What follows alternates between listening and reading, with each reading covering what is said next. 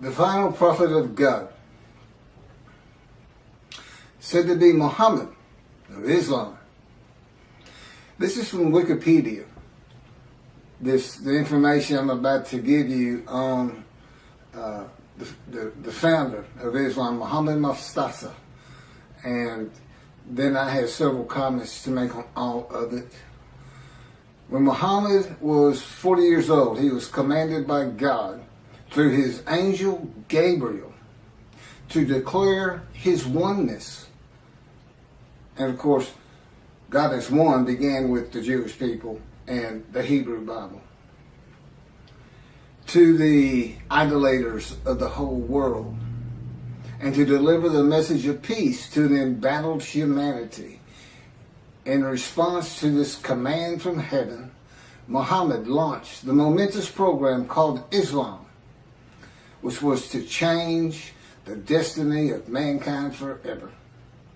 He was in Hira when one day the Archangel Gabriel appeared before him and brought to him the tidings that God had chosen him to be his last messenger to this world, and had imposed upon him the duty of leading mankind out of the welter of sin and ignorance into the light of guidance, truth, and knowledge, to be a light to the world, which should sound familiar to the Jewish people. According to the accounts of this Shia Muhammad,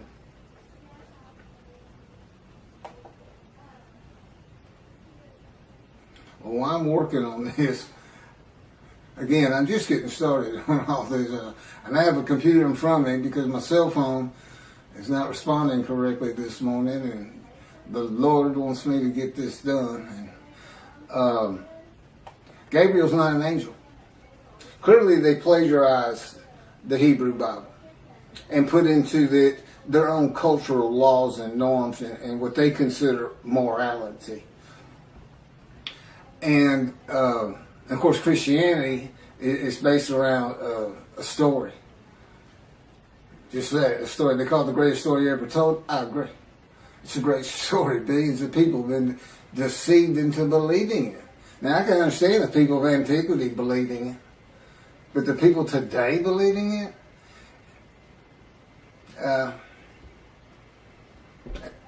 I really don't know what to say about that. I don't know how you can believe God made a human sacrifice to you, and by His blood, by His stripes, we are healed.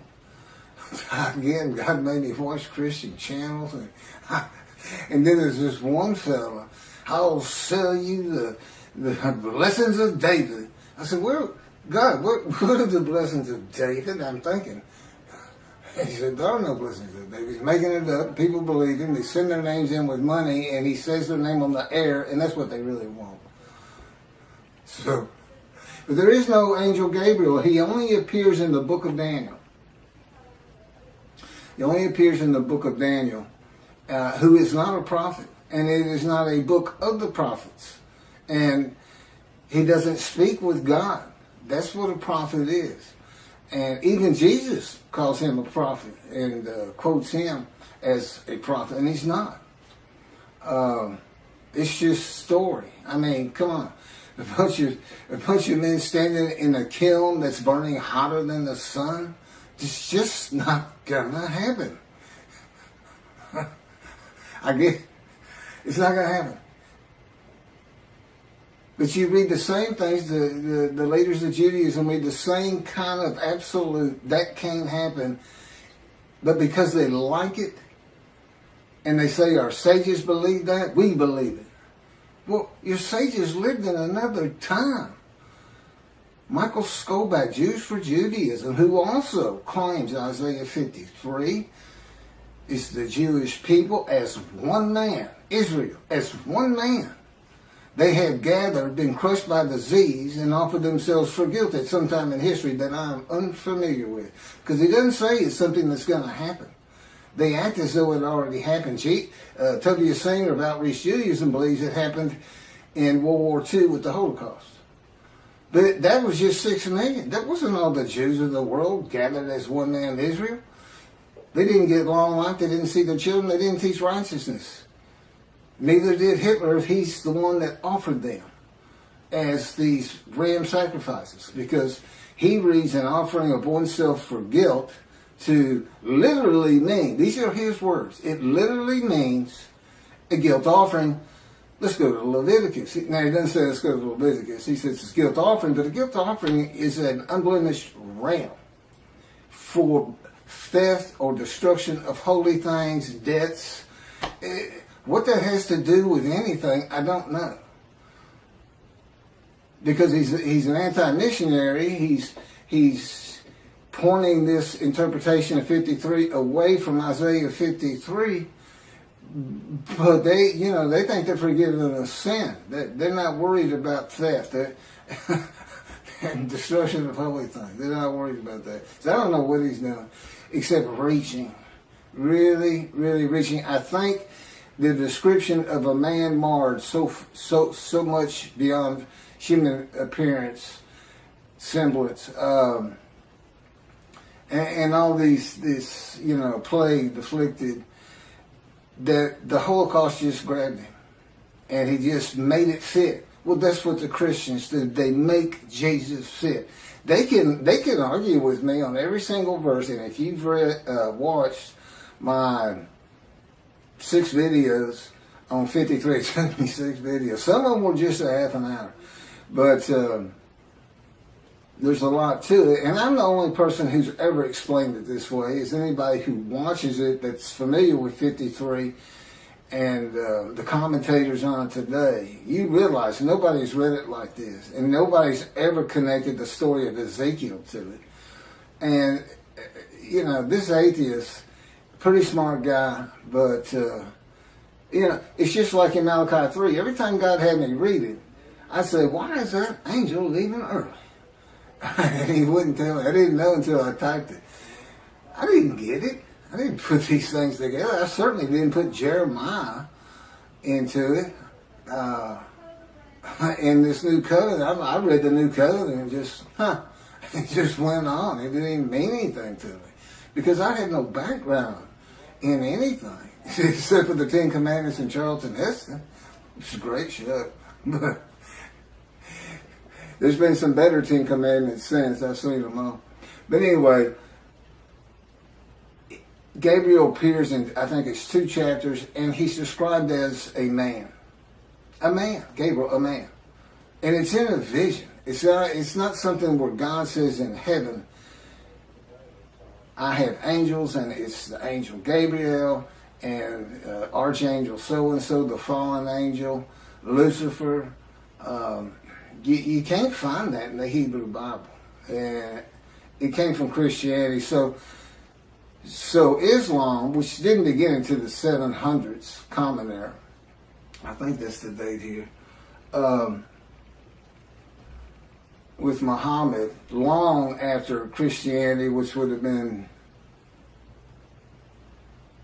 before the Talmud was put together. Judaism, when it really became formal, was with the Talmud, I would suppose, and putting the entirety of the Hebrew, all the scrolls together and canonizing it. And it looks like they plagiarized both books.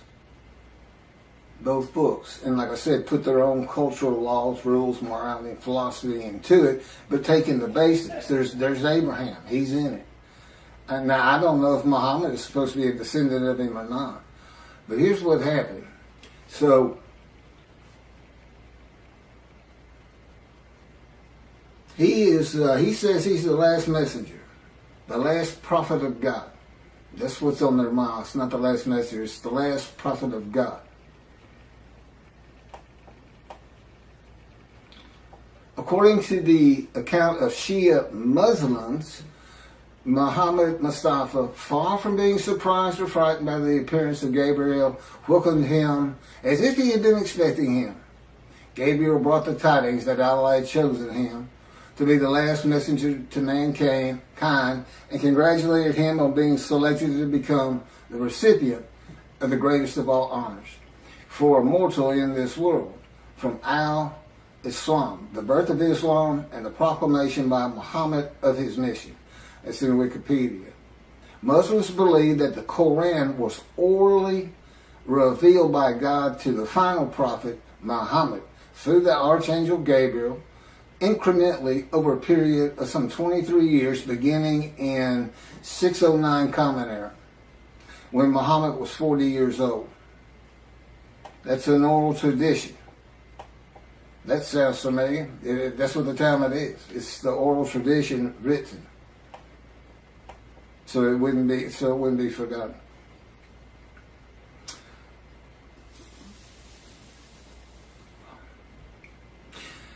The year, and then he died in 632 Common Era. Muslims regard the Quran as Muhammad's most important miracle. He worked miracles like Jesus did. You know, he could bring tidal waves with fish to feed the multitudes. And Jesus fed 5,000 with 2 loaves and 5 fish, or 2 fish and 5 loaves, something like that. Fed 5,000 people. And a proof, his book, the Quran, a proof that he was a prophet, that God spoke to him through Gabriel, the angel.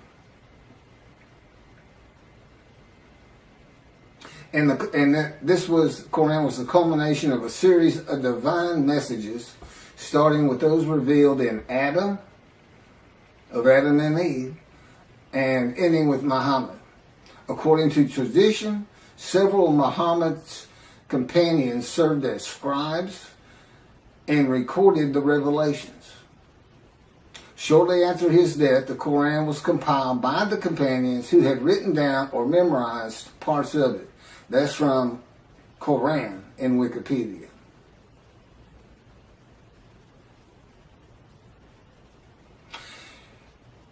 God chose his last messenger. And Allah means God, by the way. It's just not the God of the Hebrew Bible and the God of the Jews. God chose the last prophet, the last messenger, long before the time of Muhammad, when Malachi wrote Malachi. The messenger is Elijah for a time to come, and the time still had not come. The land did lay desolate,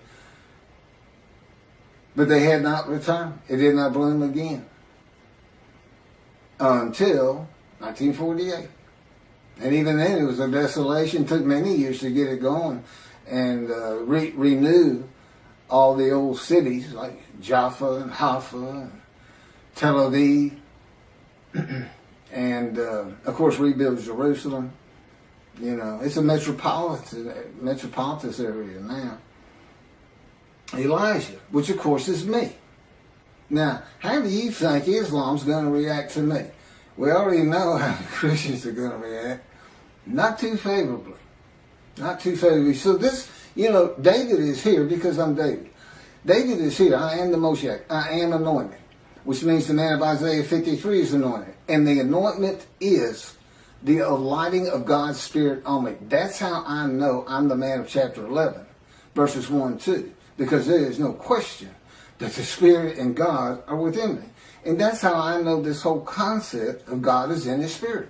And I can point to Scripture that says just that. And explains things where it doesn't say it. Now they believe Muhammad to be a prophet because of his book. I've got 2 books God dictated to me with all this information. This is chapter 49 of Isaiah 53 in the day of the Lord. See, it's not just about Isaiah 53. Now the last chapter is the day of the Lord, and I'm going to do that probably on a separate video. I may make this another 2 half-hour recordings. All my camera will take. So, God's righteous servant, me.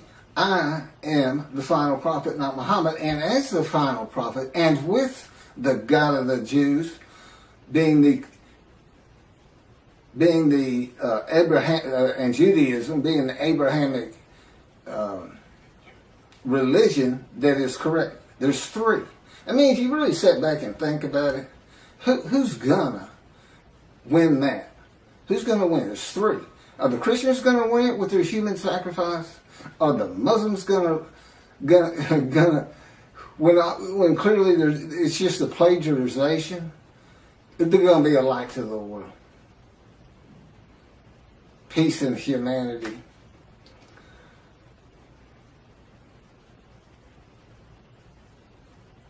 And they got there by stealing somebody else's book. They took the book of the children of God also. The Christians attached it. At least they didn't attach it to the Koran. You know, I mean, that's a plus in their favor, I suppose. I'm going to go ahead and start into chapter 50. I didn't know all that. I didn't know that they were using an angel that doesn't exist. And he doesn't. I've been had an envision and told and in no uncertain terms that there's no such angels. There's no Michael. There's no Lucifer. There's no fallen angel. It's just part of a story because that's what the people in antiquity and today too, to an extent, they just like to believe in that. The Christians got so much jumbled up in their minds. So much of their religion conflicts and doesn't make sense. And they've got entire armies of demonic forces that are at war with God and this and that. I promise you. I know his power like the back of my hand. And there's no contending with him. Whatever he thinks is. He just wills it. Gone. You know. He can take this world and turn it into a pea. The size of a pea just by thinking it. He set off the Big Bang. That's how Genesis starts out. He divides light from dark and this and that. Yeah. We're the dark. And the division is the platform of heaven. And we know we're in the dark because he had to put suns in there for us. So it's kind of a blend. You have to look. The universe, his universe, the unseen realm, and then the real. The universe of real, which is like, objects, solid things, stuff you can see, came with the Big Bang. And it's all within his original unseen realm. So we're a universe in a universe. It's not parallel universes, just one inside another. Totally different from each other. Science, totally different. We can never see the unseen realm except what he would place in our minds. I mean, he can place an angel Gabriel in my mind if he wanted to and have me believe it, and I would. But he doesn't. He's very real and matter of fact. And the fact that at this time, people are still believing the things of the people of antiquity who didn't know anything. They didn't know anything, and they couldn't go to the internet and say, "Well, I want to check that out. I don't know about that." They couldn't. There's no bookstores, no schools, no teachers. About all you could learn from the wise men was the Hebrew Bible for the Jews, and they spent their life in that book. Well, I had it. I read it started reading it when I was 50, and it's only because God was teaching me that I had the knowledge that I do have. It's just not possible that any man could do that, and I know I could. So, anyway, the day of the Lord. Now, this is interesting because I had kind of forgotten this entire chapter. The term day of the Lord appears in the books of Isaiah, Ezekiel, Zechariah, Amos, Obadiah, Zephaniah, and finally, in the last book of the prophets, Malachi. In Ezekiel and Zechariah, the day of the Lord is said to be only against the nations, and in Obadiah against Edom and Esau, Christianity, and the nations. If you see Edom and Esau, it's Christianity. That's just Judaism. If you're going to take their book, take all of it. Take the oral tradition with it, Christians. They go together. The prophets warn that the day of the Lord is near, but it is not the end of the world. Now, this is true of the Essenes too. The sect of Jews who wrote the Dead Sea Scrolls. But and with the same concept, evil's going to be gone, but the good stays. The destiny of the world will be changed. God returns to the earth to dwell among his people in his sanctuary, which he's doing, on his holy mount Zion in Jerusalem, and the world will know that he sanctifies Israel. Lo, the day of the Lord is coming with pitiless fury and wrath, to make the earth a desolation, to wipe out the sinners upon it. Isaiah 13 and 9. You say, well, see, that's not, you haven't been talking about that day of the Lord. It's a have. God's final word on it. Because that's not going to happen. That, again, that's just fun to read. It scares people. And, whoa, war's coming kind of a thing. For a day is near, a day of the Lord is near. It will be a day of cloud, an hour of invading nations. A sword shall pierce Egypt, and Nubia shall be seized with trembling. When men fall slain in Egypt, and her wealth is seized, and her foundations are overthrown. Nubia, Put, and Lud. These are names for for territories that are pre-biblical for the most. They're pre-Abraham. The Hebrew. And all the mixed populations and Cub and the inhabitants of the allied country shall fall by the sword with them. Ezekiel. Ezekiel has an account of all the tribes returning to the promised land, and they all go individually back to the lots of their ancestry. Do you know how many? It is impossible to determine that. Rambam says, I can do it. I can tell him, no, can you? He says, I do it by a spirit, and has no concept whatsoever that God is in his spirit. That the spirit that alights upon me is one of being able to determine your ancestry all the way back to the partitioning of the promised land, and to the tribe you should belong to, that you have the most blood of. Okay. Sounds great, Ezekiel. I'm sure people will love it, but not going to happen. Not going to happen today. That's for sure. Yeah, David's here. The peace in the world. I'm here. It's just about undeniable. This is like 100 times more proof than Moses had. Nobody even knew he was writing the Torah. I'm sure nobody knew. And if they did know, they didn't care. And the fact that God was telling them, they may have believed, they may not have. Many of them would ask him, how do we know you're talking to God? Today he'd say, well, read this. It's called Leviticus. You think I woke up and wrote God's laws without him telling me what to do? Because I thought that's what he was telling me? That's the Christians. I'm getting the word from the Word. For some reason, they call Jesus the Word before he came into body. So they get a word from the Word. The word, I think, means God. I'm not sure. But everyone who invokes the name of the Lord shall escape, for there shall be a remnant on Mount Zion and in Jerusalem, as the Lord promised. Anyone who invokes the Lord will be among the survivors. That's from Joel. For I have noted how many of your crimes and how countless your sins, you enemies of the righteous, you takers of bribes, you who subvert in the gate the cause of the needy. Assuredly, at such a time the prudent man keeps silent, for it is an evil time. Seek good and not evil, that you may live, and that the Lord, the God of hosts, may truly be with you, as you think, hate evil.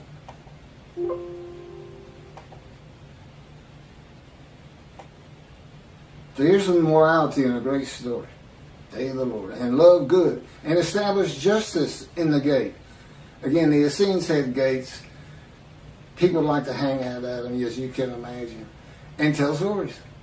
What else are they going to do? If they had enough food and everything, and have all your friends clapping you on the back. Great story. Great story. Look at all those Gentiles gathering around. Tell that Jesus story. Tell the Jesus story. Then look at them. They get all giddy. And they'll throw you some money. Yeah, it could have happened. Could be like that. And I got a real long, I'm going to skip this one from Zechariah, but finishing up with Zephaniah on this coming of the end of evil. And I will bring distress upon men, that they should walk like blind men, because they have been sinned against the Lord. And their blood should be poured out as dust, and their flesh as the dung. Oh, come on. Okay, you're going to let me read a little bit of this one. This is from Zechariah. Now, see, this is like watching a zombie movie. This is like watching a heart show. And we are, most people love to see those every so often, especially as when you're young. As for those people that warred against Jerusalem, the Lord will smite them with this plague. Their flesh shall rot away while they stand on their feet. Their eyes shall rot in their sockets, and their tongues shall rot away in their mouths. In that day a great panic from the Lord shall fall upon them, and everyone shall snatch at the hand of another, and everyone raise his hand against everyone else. Judah shall join the fighting in Jerusalem. The same plague shall strike the horses, the mules, the camels, and the asses. The plague shall affect all the animals in those camps. And on and on. Malachi 3 brings a new concept to the day of the Lord. Why is that? Because it's not going to be in antiquity in Jesus' time. It's not going to be in the Middle Ages. It's going to be in the age of the internet, knowledge, science, medicine, common sense. Oh, that's right, reasoning, and enlightenment. But it's still fun to read. That's the thing, he was writing for antiquity, because this is the kind of stuff they not only, they would believe these stories. And today, we don't believe them. We just think, wow, that's fun to read. So God was writing it for different eras. He wrote for antiquity in the Middle Ages. And then we had the Age of Enlightenment kicking off in about 1600. Computers in 1960 to today. The age of the internet.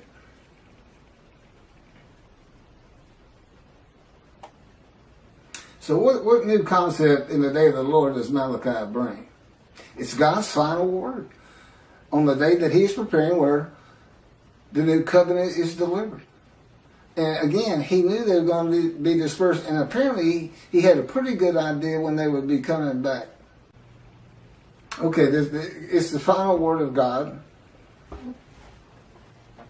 not only on the day of the Lord, but the new covenant. What's he saying? What's really happening? Get away from all these fun stories. He's coming with a covenant of friendship. He says you're going to be safe from now on. The nations of the world is going to know I sanctified the Jews, that the Jews were correct about the Abrahamic religions. I'm going to build a temple which shows I have sanctified you, because nobody's going to want you to build it. The Gentiles of the northern kingdom, imported by Assyria, didn't want the second temple built. They obstructed the building of it and tried to stop it completely with letters to Cyrus or to whoever was leading Persia at the time they sent the letters. And he says, new covenant, everybody's going to be sin free, holy seed. And since he did the same thing with the exiles, he never says, I'm making you a holy seed to build the temple. He never does say that. But that is what happened. And it's going to happen again. He's going to have that temple built, I don't know, 10, 20 years from now. I don't know. Presumably before I die. But now David, he died before the building of the first temple. Although he had a lot to do with gathering all the materials for it and the wealth that went into it. and Solomon had a home to be honored. There's always a lot of things happening again that are real. As a matter of fact, it took longer to build Solomon's house than the temple. So he must have had a pretty honorable abode, right? That and God talked to him. Now, God doesn't address the nations. As I started out, these different days of the Lord's in the various books, some are just pointed at Christianity, some is the nations. They kind of differ. But Malachi 3 is real clear. It's the Jewish people, the people of the land of Israel, as much as anything. That's the focus. When I come back, the sanctuary to be placed amongst his people in Jerusalem. Although the covenant, the friendship covenant does not say in Jerusalem. I think that's pretty much implied. Although as David purchased the Temple Mount for God after he had failed the test that God put him to, as kind of a making up for it. I bought you this land. And I could go back. There's people who have raised millions of dollars for the building of the third temple out there right now. Just on the belief it will happen. God will come. They just don't know how because of the false teachings. Teaching of antiquity. The teachings for people of antiquity. Well, the people today aren't of antiquity. Compared to those people, they are all brilliant geniuses. Every single person who has a computer is a brilliant genius. Knowledgeable. Over these people. So, here's God. Not only is he saying something different than your traditional day of the Lord, he's saying in future times, in the times where man is more enlightened, knowledgeable, we're just going to build sanctuary and everybody's going to be safe because that's just going to keep people from picking on you as much as they are, and they'll have it in their minds, just don't mess with them. That God could be in there. God might be there after all. Keep the Middle East at bay. And of course, when I die, that's not to say God's not going to continue on as he did with Solomon, with Elijah. That was followed up by Elisha. The Davidic dynasty was supposed to continue the line of David, but I don't believe there's anything his covenant does. Well, my son's a great guy, and God says, would you want me to put him through that? What you've been through? And I thought about it. I said, that'd be good for him. I mean, I wouldn't wish that pain on anybody. But it changes to so much for the good. And you can't really feel another person's pain. I know that pain. I still live in it. You can't imagine what happened to me just 2 months ago. Oh, I can't. I'm not allowed to tell you, and I wouldn't tell you. But it was brutal. It went from, I have my top 5 things that he's done to me, and it moved up to, it went by everybody to number 1. It made number 1. I hope that's the culmination of those events. So anyway, lasted about 3 months. So back to this. So it doesn't address the nations, but only Israel and its people, which is all Jews of the world. Everybody in the world is forgiven. Doesn't mean you go to heaven. Got to be in right standing. And hopefully this is going to be, all the Jews aren't coming back to the promised land, to Israel. But I think my presence, and particularly if you build the temple, and then consider this.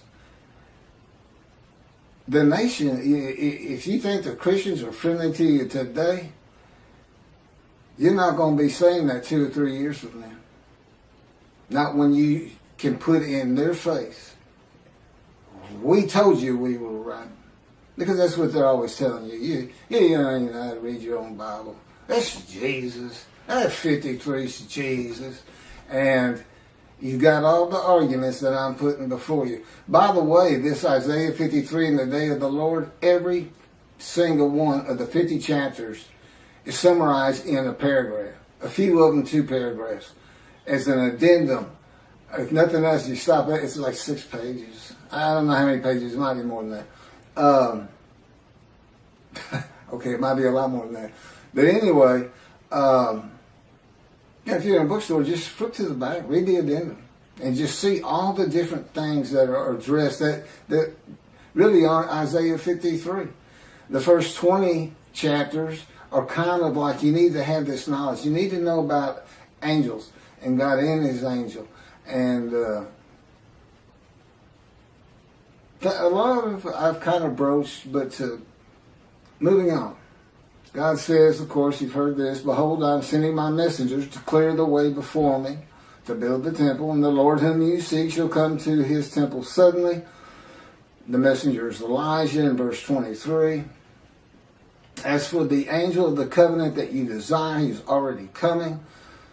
I've talked about that. The angel of his presence brings the new covenant, Jeremiah 31. All Jews are forgiven of their sins and iniquities. And it's going to be when I get my books published. That's when it becomes official from God's line. And even then, it has to be people who find out about it. Once you find out, whether you believe it or not, but when you start hearing you're sin-free, that's when you need to avoid the evil inclination and really, really stress your Judaism and learning your Torah, which is the effect God expects, Torah on your hearts. And heed God, revere, and esteem his name. Because you don't want to miss what he's preparing. You don't want to miss it. You don't want to miss watching the evolution of the Jewish people from Abraham. He's going to pick, the guy's name will probably be, Poindexter or something. Who knows? He's so funny. But I'm sure, okay, it'll be serious, God says. He says, I let Keith cut up a lot. He's a human being. It's good for him. And I play along some. He'll tell you, it's not nearly enough. Or it's too long. Or it's not long enough. God recognizes that the forgiveness and equities and sin of Jewish people will not cause all to heed him. And in Malachi, he says, I know there are those that don't. Those that do, I'm putting in the scroll of remembrance. In Christianity, believing in Jesus and accepting him as his one Lord and Savior brings sin forgiveness and entry to heaven when he returns. I've covered that. Even if you've committed murder and other crimes against humanity and God, and that's just not true with the God of Israel. He's not going to have bad people up there. But that doesn't mean you don't want to practice Judaism. Because I know the Jewish people like to focus on life today. The heaven that the Christians dream of and think of is not first and foremost for the Jew. It's being a light. It's living life as well as it can with all these instructions God gave us on how to do it. And so this is bonus time, and God knew that. You just have to understand, he's able to play these things out in his mind as though he sees the world, the evolution of generations and cities being built and things being invented and knowledge and universities coming in. And he can just watch it all happen, and he can see what's going to happen to the Jews. He knows they're going to get destroyed in Europe. And he'll tell you, okay, I'm not supposed to go into that. Maybe someday. But moving forward here, I just keep that in mind. He knows it's going to be a modern time. And here I am. And listen to what he's having me tell the rabbis. And you know what? You know what the effect of that is? It's not a metaphor like Torah on your heart. But, he says he forgives sin. That makes everybody learn Torah. It's really two separate different things. But so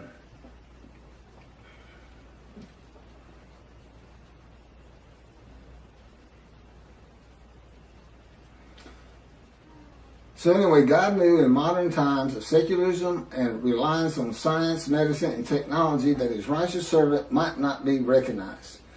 The utter destruction is simply on its way, just like it was with the Assyrians, Babylonians, and the Romans long ago.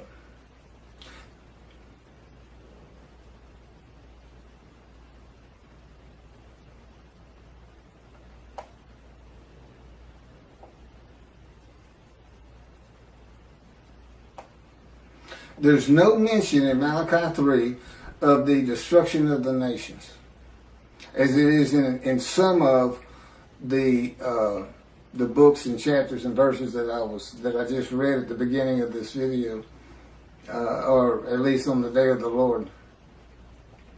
It is implied there will be destruction in the land of Israel, because God says, if He doesn't do it, when I come, it will be with utter destruction, as though there's going to be some, and there would be, to take the Temple Mount.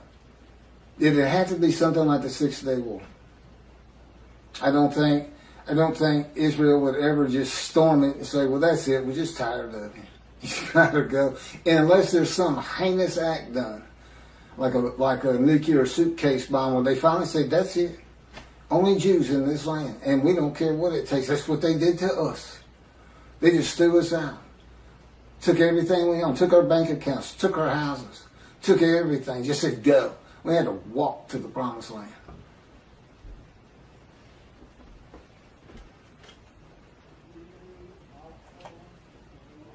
But it's the building of the third temple. Now, I remember that. It's the building of the third temple.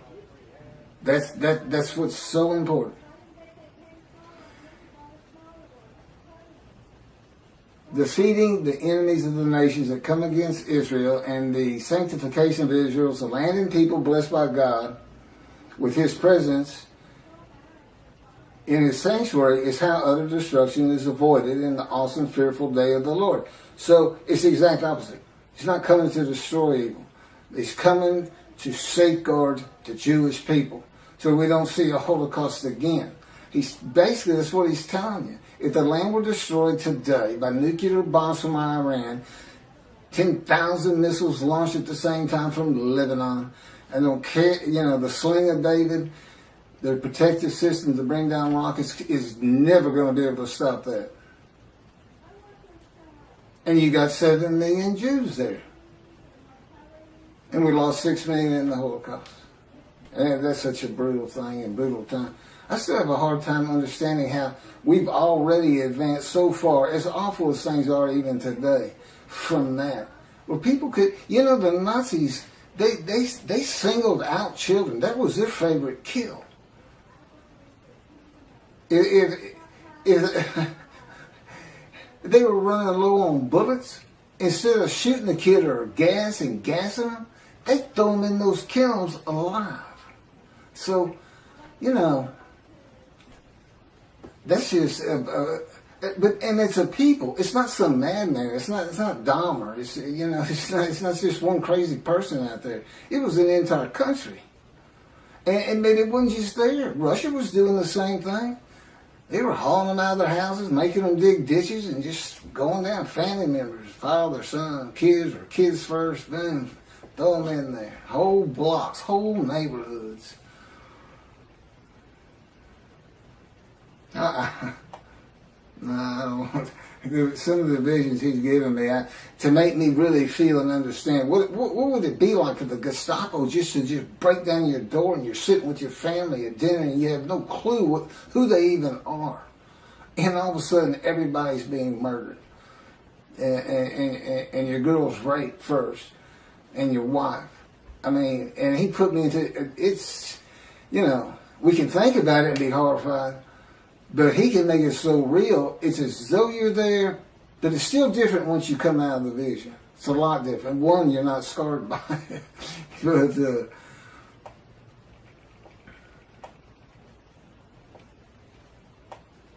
I have a lot of things that's just about it for the day of the Lord that I have. This man in divine being, host of the Lord's host. It's one God. It's the oneness of God. Of Israel, one angel, and it's the angel of His presence, who doesn't have an angelic body. and he's in and one man, the Moshiach, the anointed one. And the anointment is the spirit of lighting and entering you. That's the anointment. There's no oil as in our world of the, I call it the real, and God's world, the unseen realm, which is a universe inside a universe, and he's responsible for this one. You know, he made a division of the heavenly bright white light you can't even see in it. That he kind of shows me in visions when we're dealing with David in the temple. It's not the same temple that's on the ground here. It's different, but still the temple, still got the walls. There's a lot of similarities, but in one vast room, it's that bright white light, and in the other is the king's throne and water coming out and flowing down the steps out front, and till here he is in a future time. See, a time is coming in the future, in the year. He didn't say in the year 2020 or anything like that, but again, he knew exactly what was going to be. He knew to come to me in 1957 or select me when the first satellite was launched into the air by Russia, Sputnik. And he said that's when he touched my arm and disfigured me. He really won't. You know, you say, well, how can you not trust him or not believe him or this or that? Because I'm in the fire of refinement. Lying to me is just part of it. And he finds it so humorous to make me think I'm coming out of this thing. And I thought it 11 years ago. I thought we were done with all the pain and shenanigans and adventures with Christianity. He said, Christianity knows you're here. I said, they know who's here. You're the man Jesus claimed to be. Isn't that funny? Jesus says in the New Testament to his people, to his 12 at least, do not listen to those who come in my name. It's kind of funny because if he comes, he said, I'm Jesus, then I'm supposed to listen to him. But the fact is, he came in my name. He came as a teacher of righteousness. He came as the man of Isaiah 53. He came in my name, and that's given me all kinds of trouble to get this thing going, to do what I have to do for God, to keep utter destruction from Israel, and to save the Jewish people. I've got these Christians who believe in human sacrifice. I got these rabbis who believe a man of 100 years is suddenly going to be thought a child, and every single human being, every Chinese, every Korean, every Eskimo, every one of them suddenly are going to go, the Jews have been right all along. We need to exalt them. Let's take our stuff and give it to them and till their land for them. And look, there's no pain anymore. It's like I died. The Messianic era is heaven on earth. That's what antiquity believed in, and the resurrection. So I got to deal with that. Aren't they supposed to be protectors of the Jewish people? Follow God's laws, have better lives, morality. Look at, you don't just go hurt people. You don't keep people from doing what they need to get done with lies and false teachings. Oh, I'm sorry, I fell into the rabbis again. I call it a lie when you say the Jewish people gathered as one were stricken and plagued with disease as one, and as one offered themselves for guilt to God, passing a test of devotion, and that they then went out and had long lives, all saw their children, and they made the rest of the world righteous. Well, let's see you do it, Israel. Hey, rabbis, Tobias Singer, Michael Skolback, all you people who preach Israel as the man, the Jewish people, described in Isaiah 53, I want to see you, since you want me to go build a temple as David, you want me to bring peace between the nations and throughout the earth, you want me to end pain in the individual, you want me to teach billions of Chinese how to speak Hebrew, That's what you want me to do? I want to see you make the world righteous. I'm the righteous servant, and I dedicate it, and I pass it to you. How you like that? I'm not going to let you stop me, and guess what? I got somebody behind me that you don't want to contest or contend with. Because people throughout this land are going to hear this very speech about you and Jews for Judaism and Outreach Judaism, your 900-page book, which I shudder to even think about opening personally because of your midrash on Isaiah 53, which you had posted on your Facebook notes, and I was one of your friends, and you said in it, share this with everybody. You gave me the right to use it as long as I don't slander you, perjure you, and guess what? God had me type in Isaiah 53 in the day of the Lord, which will become a bestseller someday. A big part of your midrash on the human sacrifice of the blemished rams by Hitler, which shows that Isaiah 53 describes the Jewish people, 6 million of them. Well, that's all I have on the day of the Lord, and doing my job of bringing the wrath and bringing the reckoning. I'm the righteous servant, I'm David, I'm Elijah, and the prophet like Moses. And soon to be published, a new song God had me write. And I am an eternal priest of the order of Melchizedek and King David, and a rightful king. That would be leader. It's the same song David used. It's scripture.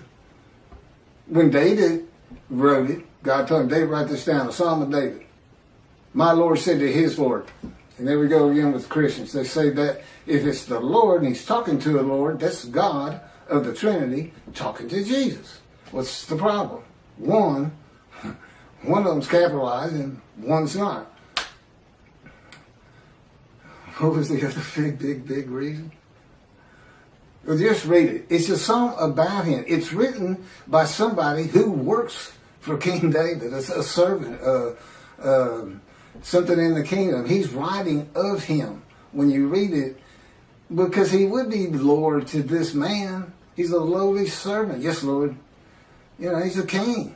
That's what you say. It's not Jesus. It's not meant to be Jesus. It's not a, what do they call it? Epiphany of Jesus? I don't know what it is. God wrote stories that have meaning that's just not right there until you know the story of Jesus. I got to end with this, since I apparently still got a little camera time. So, nothing is ever written about Jesus. Okay, nothing in Dead Sea Scrolls, nothing by them. No commotion at the gate, Essening gate with Jesus saying that, you know, you can't say you're the righteous servant because our founder is the righteous servant. And no altercations noted in the New Testament. And there would have been, God tells me. It's a pretty contentious group out there. Not a lot of law abiders. But I said, I know I had to deal with them. I think I was tough on them. You should have tried to deal with them. So, until 70. What happened in 70? The first big Jewish revolt. 500,000 Jews defeated. Battle after battle. People don't think the Jews fight. They fought for every inch of Jerusalem they could get. And then there was another revolt. And then another revolt. And they finally, it's like being in God's fire refinement. They were in the Roman fire refinement. They said, okay, that's it. Let's get out of here. Thanks for the land, God. We got to go. You made everybody mad at us. We're saying we're the chosen. Whoa. So, that's when the first book, so you can see these two rabbis, trudging along through Syria and heading towards Europe. And what are we going to do for money? What are we going to do? I got kids, everything. I can't go to the synagogue and make money. That's how I make my living, is teaching the Hebrew Bible. His friend says, first says it's Shlomo. that story about the Jesus. I get money every time I tell that story, especially if I change it up a little bit. Every time I tell that story, boom, I got lunch, I got dinner. I sometimes have food for the next day. They love it. They just get all, I believe, praise Jesus, falling on the ground. Holy rollers. That's where the first holy rollers came from. If you don't know what that is, look it up. Says you got it. They love this stuff. And Slow-Mo looked at him and said, oh, you got to be kidding me. You can't put that story in the Hebrew Bible. You can't connect Moshiach to that. He comes in, rides ass in Jerusalem, and defeats Rome, and becomes king of the world. What are you talking about? We'll just change it. Maybe it was the writers who were deceitful. That it would only be because there was no Jesus. Nothing written about him. Are you kidding me?